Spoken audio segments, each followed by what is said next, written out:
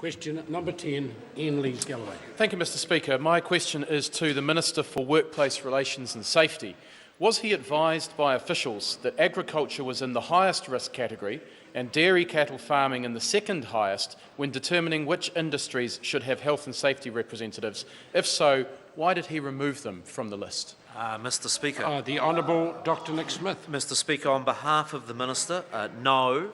The highest risk category was coal mining at 322 fatalities per 100,000 employees.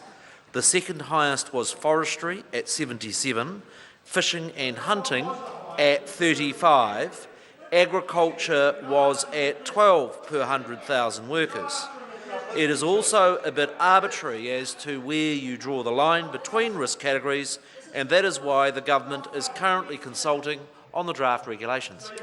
Point of order, Mr Speaker. Point of order, Iain Lees-Galloway. This was a question on notice, sir, and the question asked if he was advised by officials that agriculture was in the highest risk category. He has not addressed that question. I agree entirely with the member. The best way forward is I will allow the member 2 additional supplementaries. Supplementary question, Iain Lees-Galloway. Order. If the Honourable Nick Smith wishes to stay to answer the best balance of the question, I suggest he stop criticising me. Iain Lees-Galloway. Supplementary question. Was the Minister advised that agriculture was in the highest risk category by MB officials? The Honourable Dr Nick Smith. No. The advice from the Department that I have received and have before me is that the highest risk category was coal mining. The second highest risk category was forestry. The third highest risk category was fishing and hunting. Agriculture was the 8th highest. Point of order, Mr Speaker. Point of order, Iain Lees-Galloway. I seek leave to table the advice given to the Minister that demonstrates that agriculture is in the highest risk category. On this particular occasion, I will put that leave is sought to table that particular document. Is there any objection? There is not. It can be tabled. Point of order, the Honourable Dr Nick Smith. Mr Speaker, I seek leave of the House to table the advice that was received by the Minister on the categories and the risk ratings applied to them by Can I just clarify, fatalities. is that not the information we've just had tabled by Iain No, Lees-Galloway? it's very different to the representations. No point in tabling it twice. Well, I think that's the issue, Mr Speaker.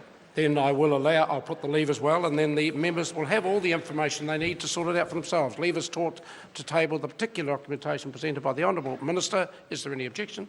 There is none. It can be tabled. Supplementary question, Mr Speaker. Iain Lees-Galloway. When his office emailed the Principal Policy Advisor at Moby outlining his own criteria for determining high-risk industries, was he aware that he was setting the criteria at exactly the right level to exclude dairy farming?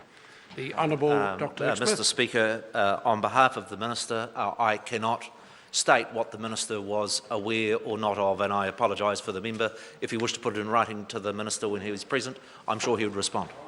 Supplementary question, Iain Lees-Galloway.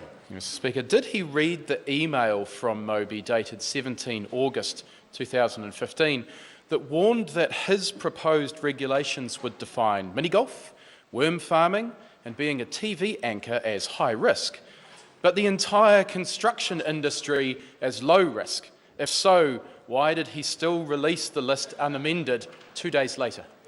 Mr Speaker. The Honourable Dr Nick Smith, either of those two supplementary questions? On behalf of the Minister, I cannot comment on what exact details the Minister had read or not. What I would note is that the actual consultation risk categories that are currently out and have been published by the Minister, in my view, are a very sensible allocation of the level of risk and do not include any of the anomalies that the member has referred to. Point of order, Mr Speaker. Point of order, Iain Lees-Galloway. I seek leave to table an email from Ministry Policy Advisor to the Minister's office dated 17 August which outlined the issues with the regulations that he had set. I will put the leave is sought to table that particular email. Is there any objection? There is none. Supplementary question, Iain Lees-Galloway. Why did he say to media that he had looked into the groupings of various industries, but, quote, not as closely as the media clearly have, end quote, when his officials had looked that closely and specifically warned him that his approach had consequences that may be, quote, unintended? Speaker. The Honourable Dr Nick Smith. Mr Speaker, the first point I'd make is that the regulations are subject to consultation. The regulations that have been put out for consultation do not include any of those anomalies. Those anomalies exist as to when you analyse the data down to very, very small groups of occupations where there are only one or two employers, inevitably the data is not going to be reliable, and you shouldn't base the risk categories on those very small sample sizes, and neither has the Minister done so in the regulations that are being consulted on. Point of order, Mr Speaker. Point of order, Iain Lees-Galloway. Reasonably straight question about why he said what he said. I listened very carefully to the question, why did he say something to the media when the officials said something else, and he said he thought the regulation would then open to subject to consultation. Supplementary question. That's an answer that addresses the question. Supplementary question. Supplementary question, Iain Lees-Galloway. Why did he say to Cabinet that, quote, I don't believe it is onerous to have health and safety representatives in most cases, end quote, while recommending that if there was to be an exclusion for small businesses, it should apply to businesses with 1 to 5 employees, rather than the much broader exclusion of 20 workers that Cabinet ultimately agreed to? The Speaker. Honourable Dr Nick Smith. The Minister, I'm sure, provided that advice because he's wanting to provide improvements in health and safety, but also wanting to be practical for small businesses. And members on this side of the House don't actually think that for the majority of our farms that employ 1 or 2 people, that having an election for a health and safety person is actually that practical.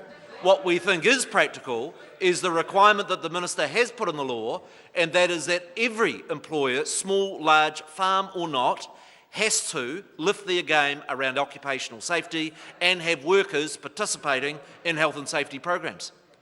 Supplementary question. Supplementary question, Iain Lees-Galloway. Doesn't this whole episode of ignoring officials' advice and ignoring the advice of trade unions and business organisations indicate that this government has no moral compass and is willing to put people's lives at risk to suit National's vested interests? Mr Speaker, The Honourable Dr no, Nick quite Smith. to the contrary. I've heard members opposite give lecture after lecture that they actually understand small business. Well, I say to members opposite, if you think having an election in the average farm in New Zealand, where there are 2 workers over who might be the health and representative, just shows how impractical members are in trying to apply better workplace safety laws for this country. Order. Question number 11, Fletcher Tabuta.